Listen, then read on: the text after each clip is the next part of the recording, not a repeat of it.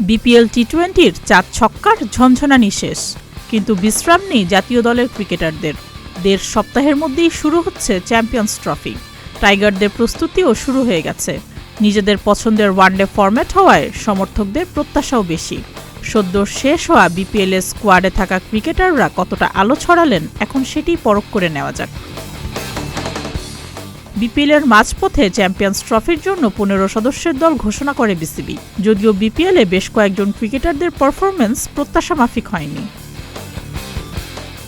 বিপিএলে বাংলাদেশের champions trophy স্কোয়াডের top order ব্যাটারদের মধ্যে সবচেয়ে আলো ছড়িয়েছেন তানজিদ হাসান তামিম।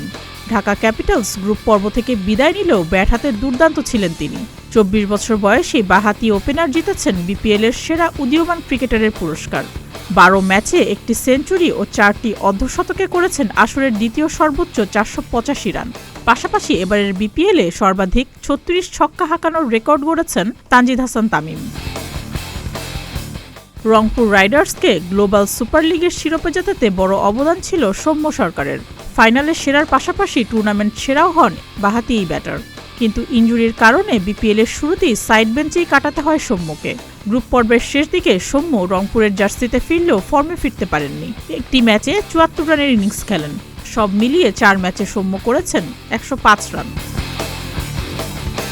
ব্যাট হাতে জাতীয় দলের হয়ে ধারাবাহিকতা না থাকায় চ্যাম্পিয়ন্স ট্রফির স্কোয়াড থেকে বাদ পড়েন লিটন দাস। তার বদলে ব্যাকআপ ওপেনার হিসেবে নেওয়া হয় ওয়ানডেতে অভিষেক না হওয়া তরুণ পারভেজ হোসেন ইমনকে। বিপিএলের শুরুতে ব্যাট হাতে রান না পাওয়ায় তাকে নিয়েও প্রশ্ন উঠেছিল।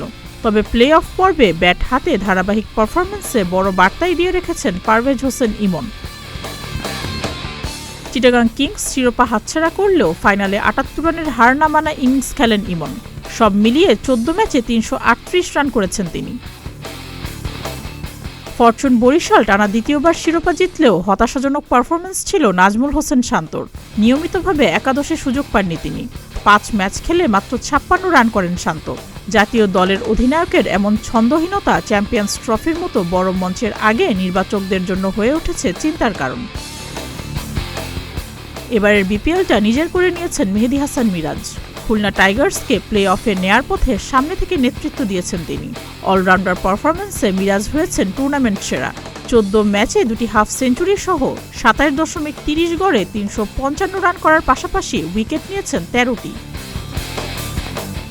বাংলাদেশের মিডল অর্ডারে 2 ভরসা মাহমুদুল্লাহ রিয়াদ ও মুশফিকুর রহিম।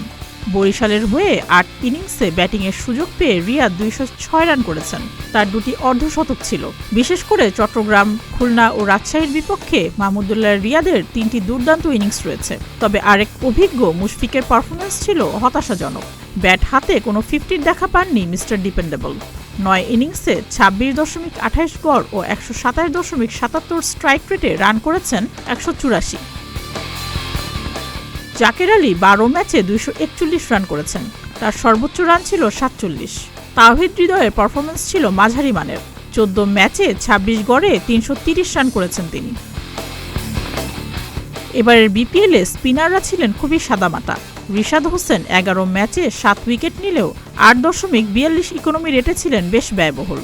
অবশ্য ব্যাট হাতে কিছুটা অবদান ছিল তার। ফাইনালে রিশাদ হোসেনের 2 ছক্কাতেই শিরোপা জেতে বরিশাল। নাসুম আহমেদ 12 ম্যাচে 13 উইকেট পেলেও পুরা টুর্নামেন্টে ততটা কার্যকর ছিলেন না।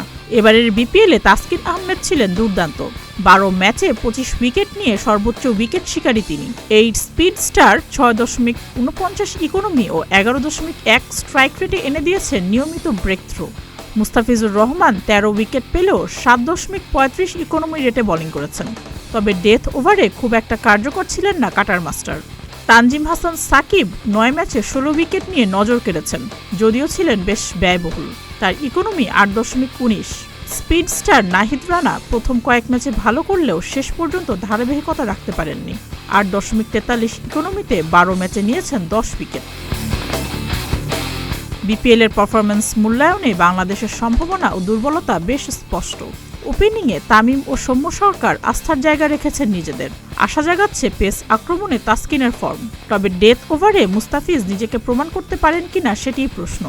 মিরাজের অলরাউন্ডার পারফরম্যান্সও আশা জাগা নিয়া। তবে মিডল অর্ডার ব্যাটারদের ধারাবাহিকতার অভাব প্রকট। স্পিন বিভাগ নিয়ে তো দুশ্চিন্তা থাকছেই। আর তাই চ্যাম্পিয়ন্স ট্রফির আগে নিজেদের প্রমাণের চ্যালেঞ্জ থাকছে টাইগারদের। সুস্মিতা, প্রতিদিনের বাংলাদেশ।